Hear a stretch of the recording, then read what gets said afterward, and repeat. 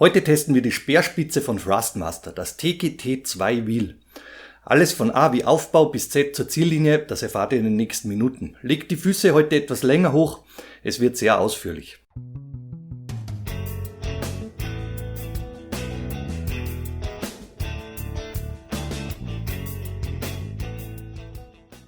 Zu Beginn wie gewohnt der Disclaimer. Ich habe dieses Lenkrad selbst gekauft. Es gibt klarerweise keine Vorgaben, Auflagen oder Verpflichtungen hinsichtlich dieses Reviews und ich bekomme dafür kein Geld.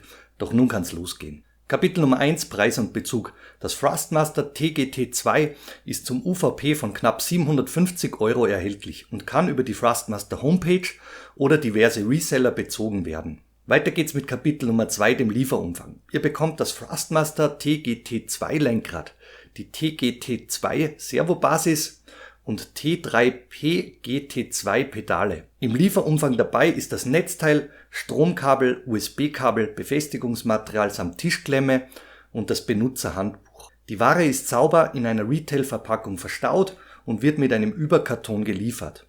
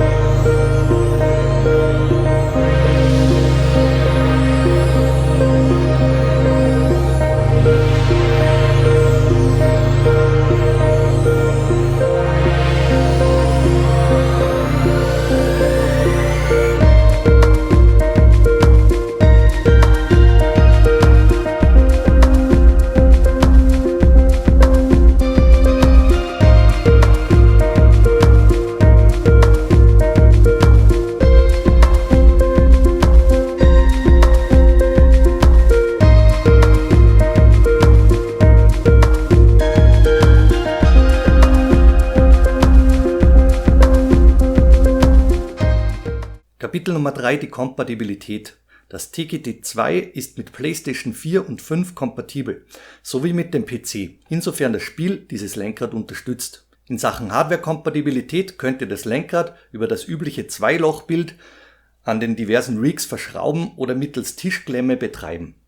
Das Thrustmaster-Ökosystem mit unterschiedlichen Lenkradaufsätzen, Pedalen oder Shifter ist kompatibel. Ihr könnt beispielsweise die bereits von mir getestete TLCM-Pedale oder das Ferrari SFD 1000 Lenkrad mit dieser Wheelbase betreiben.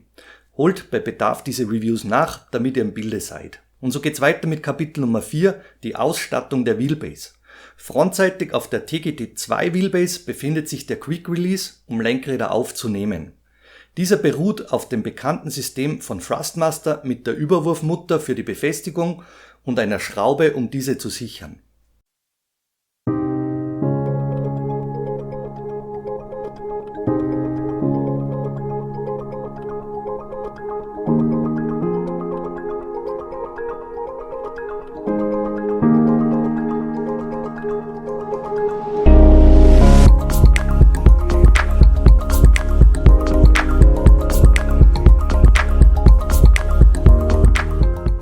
Rechts unten an der Wheelbase befinden sich die Buttons R3 und L3 und linksseitig ist der Mode-Button angebracht, mit dem ihr beispielsweise die Belegung von Kupplung und Gaspedal tauschen könnt.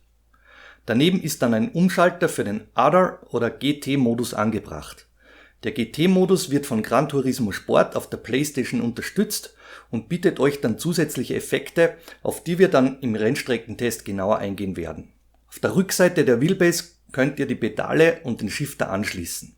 Und auf der rechten Seite rückseitig werden die Stromversorgung und das USB-Kabel angesteckt. Unterseitig sind zwei M6-Gewinde für die Befestigung an den Rig vorgesehen und zentral ein M10-Gewinde für die Tischklemme. Oberseitig an der Wheelbase sind links Belüftungslöcher und rechtsseitig ein Lüftungsgitter eingelassen, unter welchem der Motor verbaut ist. Weiter geht's mit Kapitel Nummer 5, die Ausstattung des TGT2 Lenkrads. 4 Drehschalter mit einem Durchmesser von 22 mm, die auch gedrückt werden können, sind um die Lenkradnabe angebracht. Unter den oberseitigen Drehschaltern sind links und rechts 2 kleine analoge Ministicks verbaut. Und rechtsseitig ist der R2 und OP-Button sowie das vom PlayStation Controller bekannte Buttonschema mit den 4 Knöpfen und den Symbolen angebracht.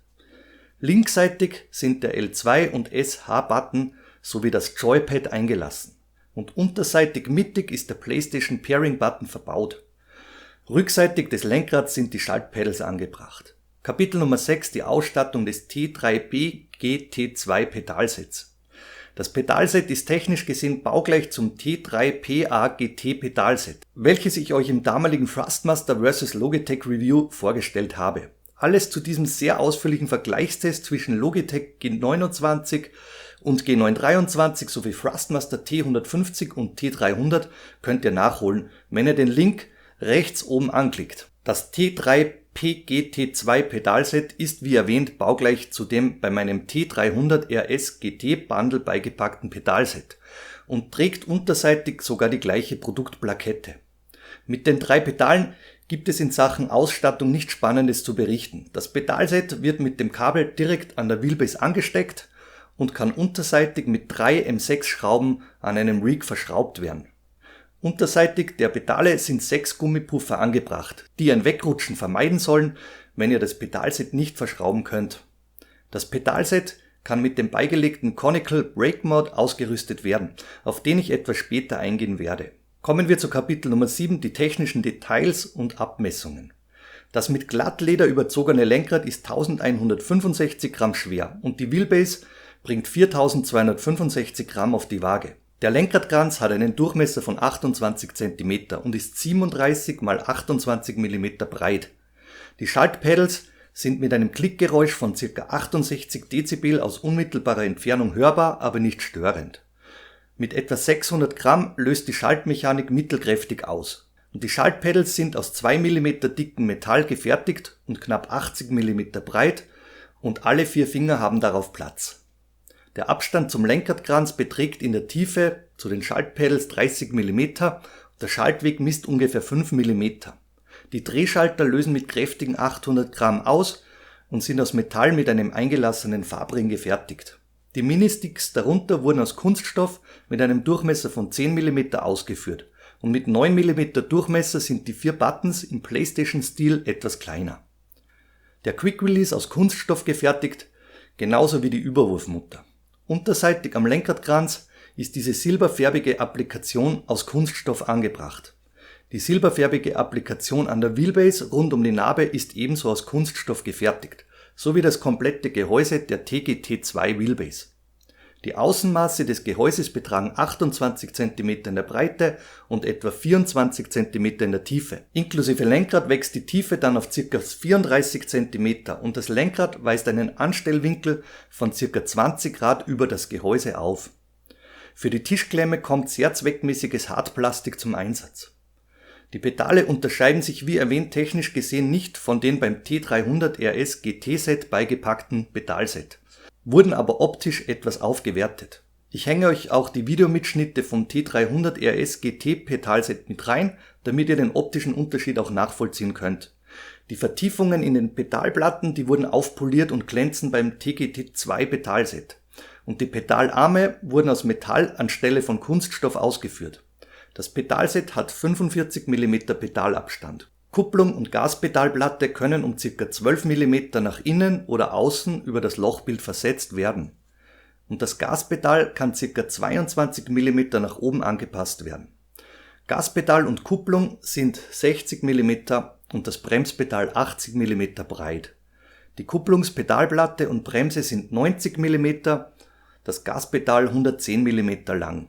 Die Pedalwinkel liegen zwischen 50 Grad in der Ausgangslage und zwischen 30 bis 35 Grad in der Endlage. Mit dem Conical Brake Mod könnt ihr wie gesehen den Widerstand Richtung Endlage anpassen.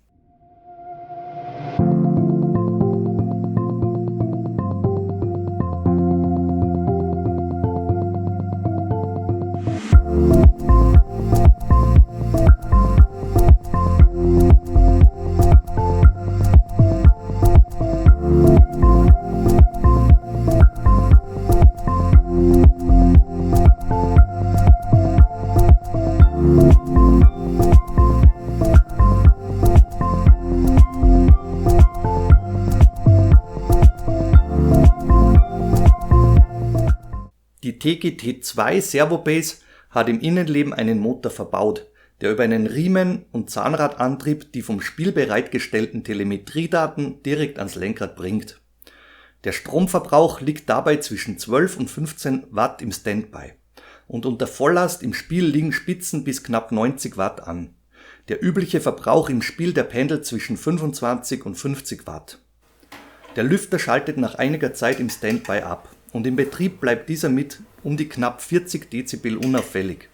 Der Riemenantrieb ist mit gut 50 Dezibel bei schnellen Lenkbewegungen hörbar, aber ebenso unauffällig. Das Klicken der Schaltmechanik bleibt mit gut 65 Dezibel aus einem halben Meter Entfernung am deutlichsten hörbar. Rüttelgeräusche oder Klackern aus der Wheelbase sind absolut nicht vernehmbar. In Sachen Drehmoment ist auf der Thrustmaster Homepage nichts zu finden, somit habe ich dies wieder mal selbst ermittelt und komme auf ein Spitzendrehmoment von etwa 6,5 Newtonmeter. Dieses ergibt sich aus einer Zugkraft von 6700 Gramm bei Peaks, welche etwa 65,7 Newton entspricht, und bei einem Hebelweg vom Angriffspunkt meiner Vorrichtung und dem Mittelpunkt der Narbe von 0,1 Meter, sprich 10 cm, ergibt das dann rund um die 6,5 Newtonmeter Drehmoment, die diese TGT2 Wheelbase an die Achse bringt. Kapitel Nummer 8: Material, Haptik und die Verarbeitung. Das komplette Gehäuse der TGT2 Wheelbase wurde mit Kunststoff verkleidet. Die Spaltmasse sind klein und sehen ordentlich aus. Die silberfärbige Applikation des Lenkrads weist bei den Nahtstellen einen unsauberen Grat auf und ist aus Kunststoff gefertigt. Genauso wie die sämtlichen Buttons und die Ministicks. Die großen Drehschalter wurden aus Metall ausgeführt und fühlen sich wertig an. Der Druckpunkt und die Rasterung sind knackig. Ebenso aus Metall wurde die Wheelplatte und die Schaltpedals gefertigt. Der Lenkradkranz wurde mit Glattleder ohne Struktur überzogen und weist innenseitig Nähte auf. Als Mittelstellungsmarkierung wurde ein kleiner blauer Streifen im Lenkradkranz eingenäht. Kapitel Nummer 9: Die Akustik. Es dringen keine metallischen Geräusche oder ein Klackern aus der Wheelbase nach außen. Damit ist diese Wheelbase im Betrieb absolut wohnzimmertauglich, auch wenn jemand neben dir in Ruhe Fernseh gucken will. Das Klackern der Shifter kann stören, ist aber nicht aufdringlich. Ich hänge euch an dieser Stelle einen Mitschnitt der ganzen Geräusche rein.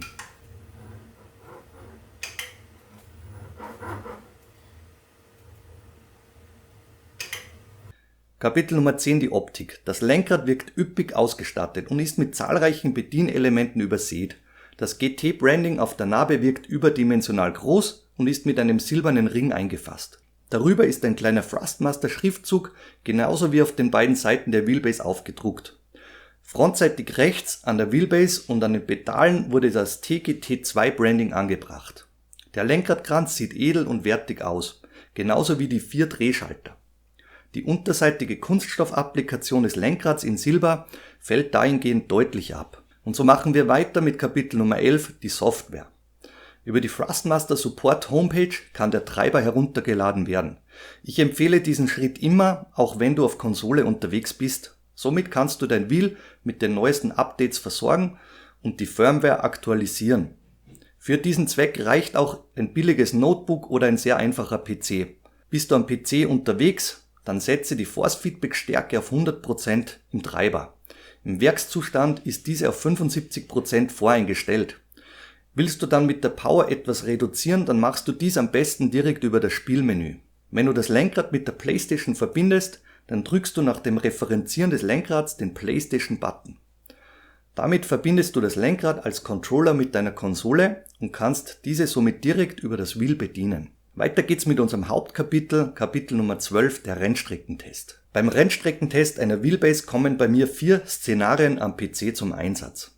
Es handelt sich um Anwendungen, Strecken und Fahrzeuge, die ich seit langem gut kenne und die es möglich machen, Vergleiche zu ziehen. Ich nutze zwar so gut wie alle Anwendungen, von Arcade bis Hardcore-Simulation, aber bei jedem Wheelbase-Test kommt R-Factor 2 und Assetto Corsa zum Einsatz. R-Factor 2 deswegen, weil es ein sehr realistisches Force-Feedback-Verhalten an den Tag legt und das in meinen Augen beste Reifenmodell bzw. die perfekte Reifenphysik wiedergibt. Assetto Corsa verwende ich für meinen Vergleichstest deswegen, da ich das sehr neutrale und transparente Force-Feedback-Verhalten äußerst schätze und dies zu meinen Präferenzen wunderbar dazu passt.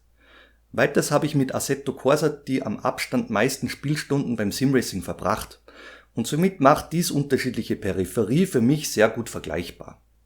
Der Konsolentest wird mit Gran Turismo Sport durchgeführt. In diesem Test bin ich am PC via HP Reverb VR unterwegs. Das TGT2 ist an einem Simetic K2R Rig verbaut und die Motion wird von Simrig SR2 umgesetzt. Als Sitz verwende ich einen Momo Lesmo und der Shifter ist ein TSS von Thrustmaster. Für die Konsolentests verwende ich eine PS4 Pro an einem 50 Zoll TV. Testszenario Nummer 1. R-Factor 2 ein Oreca LMP auf der Strecke Bridgehampton. Der Fokus liegt hierbei auf der sehr brüchigen Streckenbeschaffenheit und dem Grenzbereich. In den Hochgeschwindigkeitskurven nach Start und Ziel baut sich das Force-Feedback sehr schnell auf. Der Peak, das ist das Spitzendrehmoment, lässt am Anschlag ein leichtes Spiel vernehmen und ist nicht glasklar. Der schmale Grenzbereich des Oreca erfordert superschnelle Lenkkorrekturen. Hier provoziere ich Untersteuern und Übersteuern. Und der Grenzbereich zwischen Haft- und Gleitreibung ist nur schwach ausgeprägt. Hier gilt es genau reinzufühlen, um den Haftungsabriss rauszuspüren und Grenzbereiche auszuloten. Der Übergang neben der Strecke zurück auf den Asphalt, der gelingt smooth und ohne ruckeliges und klackerndes Verhalten der Wheelbase. Testszenario Nummer 2. Das ist wiederum R-Factor 2 mit einem McLaren 650 GT3 auf der Strecke Bathurst in Australien. Hier konzentriere ich mich auf das Reifenmodell und Verhalten beim starken Anbremsen nach den Highspeed-Geraden. Die teilweise wellige Bodenbeschaffenheit ist spürbar, aber etwas gedämpft über die Wheelbase vernehmbar. Am Plateau oben über die Kuppe rechts ist das Leichtwerden des Fahrzeuges merkbar.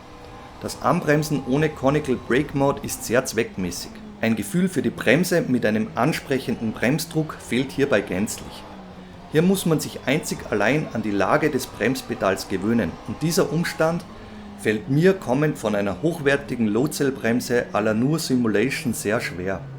Testszenario Nummer 3, das ist Assetto Corsa mit einem Ferrari 488 GT3 auf der Strecke Highlands in Schottland. Bei diesem Szenario kümmere ich mich überwiegend um schnelle Kurven. Wie baut sich das Force-Feedback auf, wie fühlt es sich bei hohem Grip und Downforce an und wie lässt es in den Rutschphasen dann nach.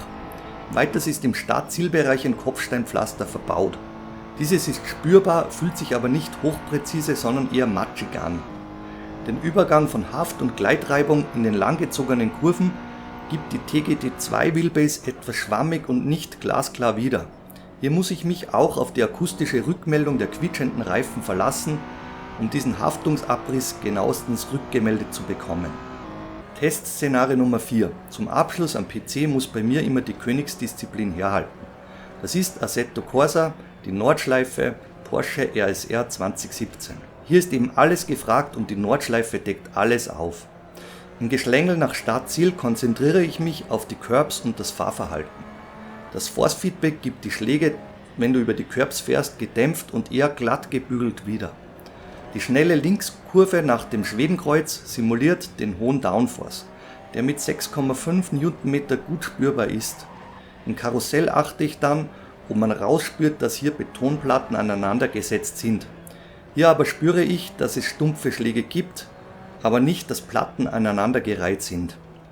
Auf der Döttinger Höhe achte ich, ob sich ein Oszillieren des Wheels aufschaukelt, aber hier ist auch alles im grünen Bereich. Testszenario Nummer 5. Gran Turismo auf meiner PS4 Pro kommt hier zum Einsatz.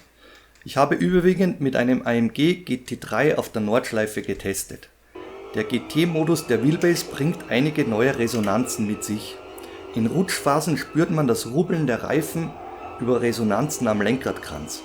Ebenso ist eine drehzahlabhängige Resonanz leicht spürbar, aber niemals aufdringlich.